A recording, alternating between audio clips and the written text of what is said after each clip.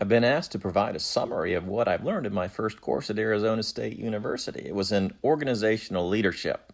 We started out with a bird's eye view of leadership theories and approaches. The early theories about leadership were all about the leaders themselves, their traits, their abilities, their skills, and their behaviors and relationships. A trait is something that comes natural to you and you always have it, whereas a strength may be something that takes a whole lifetime to acquire.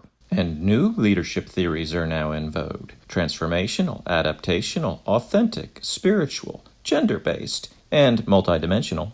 Throughout the course, I kept hearing words like influence process, situational, and followership. And the word that resonated with me the most was the word visionary, because vision is my core strength.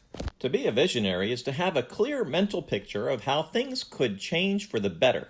Communicating a vision effectively can transform and inspire an organization, which is essential for a healthy corporate climate. But it needs to be articulated in a way that seems achievable. The distance can't seem too far out, and the map has to be clear.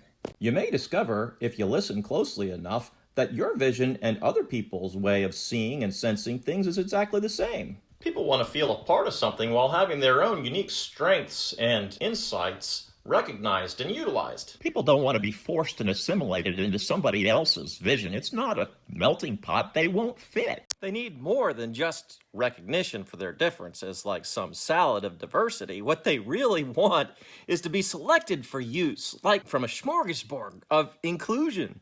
Diversity gets you invited to the party. Inclusion gets you invited to dance.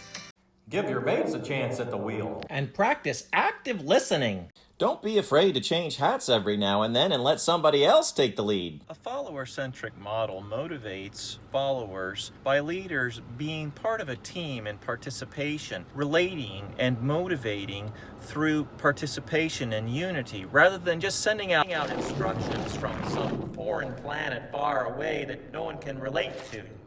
Listen to your followers. Dictatorship can lead to a toxic workplace.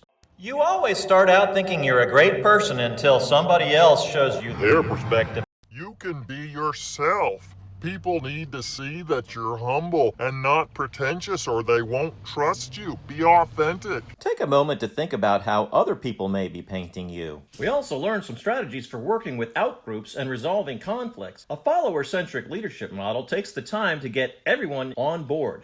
Follow these 4 basic steps to conflict resolution, and it'll steer you right through any trouble you're in. First, separate people from problems. Positions people take are just symptoms of their underlying interests. Differentiate until you've discovered every aspect of the conflict from each side. Secondly, fractionate, which means break things down into little pieces. Using smaller pieces makes it easier than trying to deal with the whole thing all at once.